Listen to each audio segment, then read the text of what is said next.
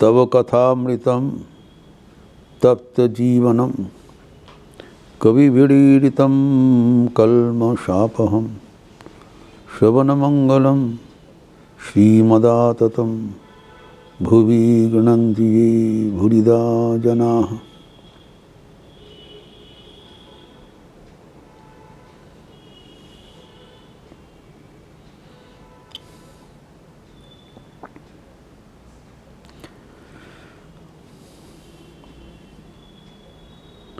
शारीरिक तप के अंतर्गत अहिंसा का बात चल रहा था। 5 प्रकार का शारीरिक तप का उल्लेख हुआ है भगवद गीता में।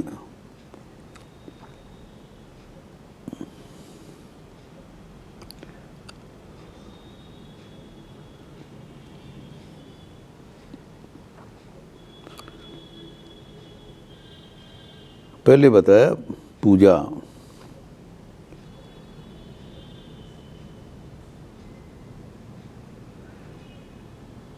देव द्विज गुरु प्राग पूजनम, देवता ब्राह्मण गुरु पूछा हुआ व्यक्ति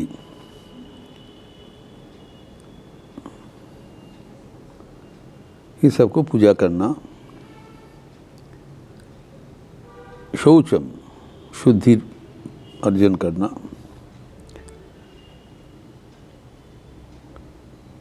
शौचम आर्जवम सरलता, ब्रह्मचर्य चतुर्थ, पंचम है अहिंसा।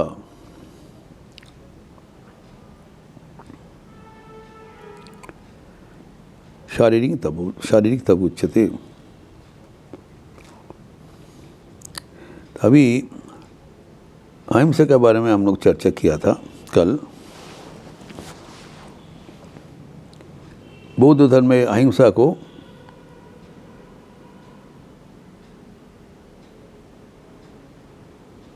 सबसे पहले एवं सर्वोच्च धर्म प्रतिष्ठा किया। अहिंसा परमो धर्म,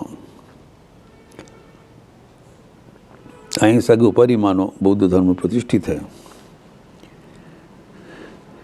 हमारे यहाँ पर जो पतंजलि योग शास्त्र अष्टांग योग साधन जो बताया, अष्टांग योग शास्त्र में यम नियम प्रथम पालनीय है। यम का प्रथम शर्त है अहिंसा। अहिंसा सत्यस्त्य ब्रह्मचर्य परिग्रह यमः। नॉन इंजरी, किसी को काय मनोवाक्य में शरीर से, वाणी से अथवा मन से चोट नहीं पहुंचाना है। कारण किसी को आघात करने से वो आघात वापस हमारे पास ही आएगा। Each action will have equal and opposite reaction. तो अपने हितार्थ, स्वयं के हित के लिए किसी को चोट नहीं पहुंचाना चाहिए। दुनिया एक है।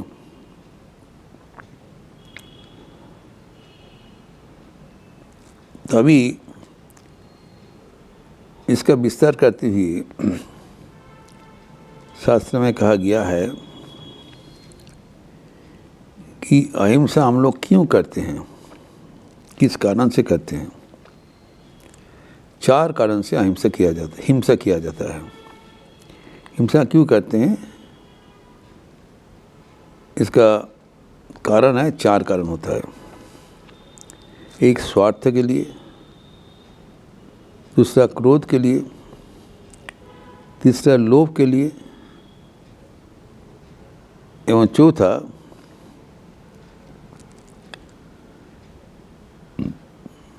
मोह के लिए।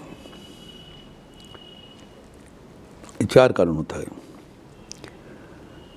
अपना स्वार्थ पूर्ण करने के लिए अगर कोई बीच में आ जाए तब हम उसको हटाने के लिए हिंसात्मक क्रिया अपनाते हैं स्वार्थ सिद्धि के लिए।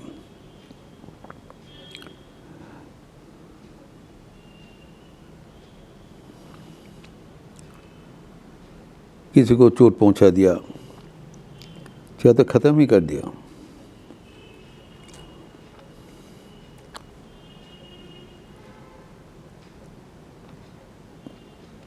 ये नहीं सोचते हैं इससे हमारा स्वार्थ पूर्ण नहीं होगा, ये आत्मघाती होगा, ये हम नहीं सीखते हैं। अगर किसी के ऊपर क्रोध उत्पन्न हुआ, क्रोध बड़ा विषम वस्तु है, उस समय हमारा पूरा दिमाग स्तब्ध हो जाता है, विचार बुद्धि स्तब्ध हो जाता है। हम जो चाहते हैं वो प्रतिहत होने से क्रोध में रूपांतरित हो जाता है। कामात् क्रोधो अभिजायते, किसी को हमको पाने के लिए तीव्र इच्छा है, इच्छा का अंतराल जो कुछ होगा, प्रतिबंधक जो कुछ होगा, उसके लिए हमें क्रोध उत्पन्न होता है। क्रोध को वशवर्ती होकर हम हिंसा का आश्रय लेते हैं। किसी को गुस्सा आ गया, उसको मार दिया, और भी कुछ कर सकते हैं। क्रोध होने से हमारा दिग्विदिक ज्ञान शून्य हो जाता है, दिमाग काम नहीं करता है। क्रोध अत्यंत खतरनाक है। क्रोध होने से हम अपने पर और नहीं रहते, अपना बश खो बैठते हैं। तीसरा बताया लोभ के कारण।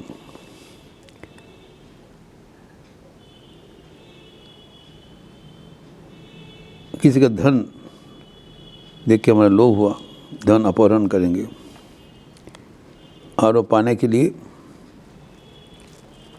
कोई भी हिंसात्मक क्रिया हम कर लेते हैं,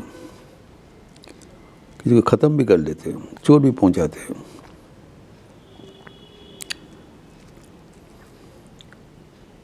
लोभ नाना प्रकार से होता है। कोई भी लोभ आ जाए, हमारा लोभ चरितार्थ करने के लिए जो कुछ सामने आते हैं उसको मुकाबला करके हम लोग पूर्ण करने चाहते हैं, चाहे हिंसात्मक क्रिया भी किया जाए। एवं चौथा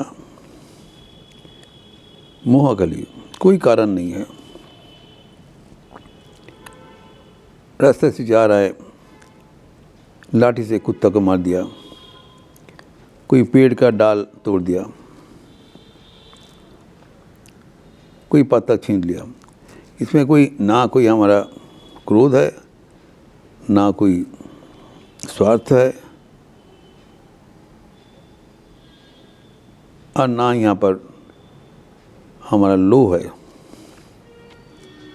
निष्कारण मोहवश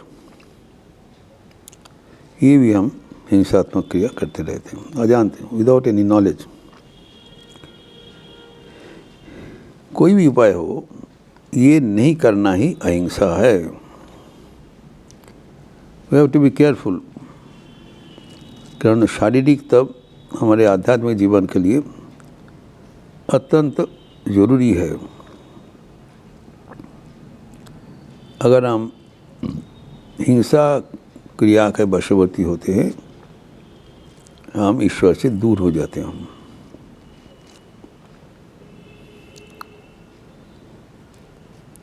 इसलिए पतंजलि योग शास्त्र में जो साधन पाद है 230, वहाँ पर बताया यमनियम में अहिंसा प्रथम सत्य पालनीय, किसी को हिंसा नहीं करना, वाणी से, शरीर से अथवा मन से। तो अगर हिंसा में हम जब प्रतिष्ठित हो जाते हैं, स्वाभाविक हो जाता है हिंसा में, तब उसका लक्षण है, वो भी पतंजलि बताते हैं सूत्र में 237, अहिंसा प्रतिष्ठायाम तत्सन्निधो वैरत्यागः। एक अद्भुत रिजल्ट होता है। अगर किसी ने अहिंसा में प्रतिष्ठित हो गए, अर्थात कभी हिंसा नहीं करते हैं, तो उनका मनोवृत्ति बदल जाते हैं। वो अहिंसा में प्रतिष्ठित हो जाए, उस व्यक्ति से और कोई किसी की हिंसा होगा नहीं। होने से क्या होता है, तत्सन्निधो, उनकी सन्निधि में जो कोई आएगा उनका भी वैरत्याग हो जाएगा, हिंसा का भाव वो अंतरित हो जाएगा। By sheer proximity of that person, सन्निधि मात्र न, वो व्यक्ति का बहुत हिंसा का प्रवृत्ति है। अगर कोई अहिंसा प्रतिष्ठित व्यक्ति को नज़दीक में आ जाए,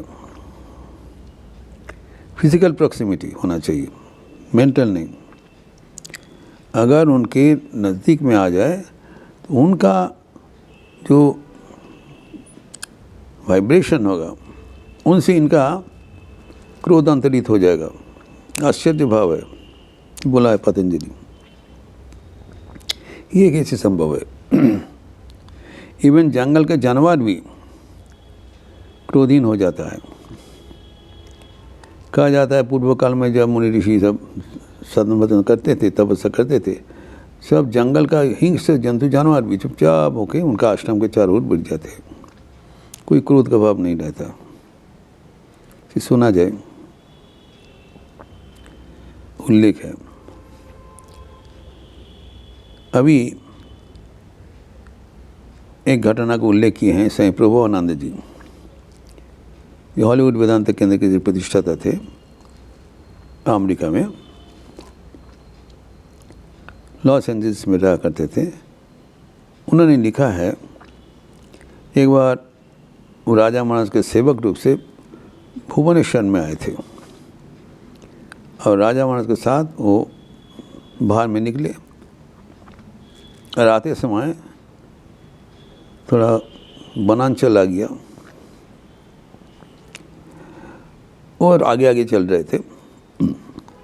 अचानक देखा एक हिंस्र शेर, फियर्स टाइगर एकदम सामने आ गया। उसका देख कर तो भयभीत हो गया, ये शेर का सामने पड़ा वो तो तत्काल उनको खा लेगा। जब उसको देखा वो किंग कर्तव्य में मूड हो गया, क्या करेंगे पता नहीं। लेकिन अचानक राजा महाराज देखा उसके सामने एक शेर खड़ा है। राजा महाराज बहुत बलशाली थे, कुश्ती लड़ने वाला आदमी थे। जबरदस्त करके उसको खींच के पीछे दे दिया और एकदम सामने आ गया। सामने आके चुपचाप शेर की ओर दृष्टिपात किया। जैसे दृष्टिपात किया, शेर उसको ऊपर से नीचे देखा और माथा नीचू करके तुरंत पीछे हट के चले गए। कोई उनको वीरभाव नहीं रहा। ये तो प्रभुआनंद जी का तो अचानक अद्भुत लगा, इतने हिंस्र शापद है। और राजा महाराज के दर्शन मात्र न कैसे वो शांत होकर चले गए, उसको पता नहीं चला। लेकिन इसका जो पुष्टिकरण पतंजलि योग शास्त्र में मिला। राजा महाराज का अहिंसा प्रतिष्ठित हो गया था, इसलिए उनका सन्निधि में किसी को भी हिंसा नहीं रहेगा, हुआ नहीं। तो ये कहा जाता है कि हिंसा प्रतिष्ठित होने से, अहिंसा प्रतिष्ठित होने से वो सबके भीतर ऐसी भाव फैला सकते हैं। इस प्रसंग और भी आगे बढ़ाते हुए हम लोग अगले दिन चर्चा करेंगे। ओम शांति शांति शांति। हरि ओम तत्सत। श्री राम कृष्णार्पणमस्तु।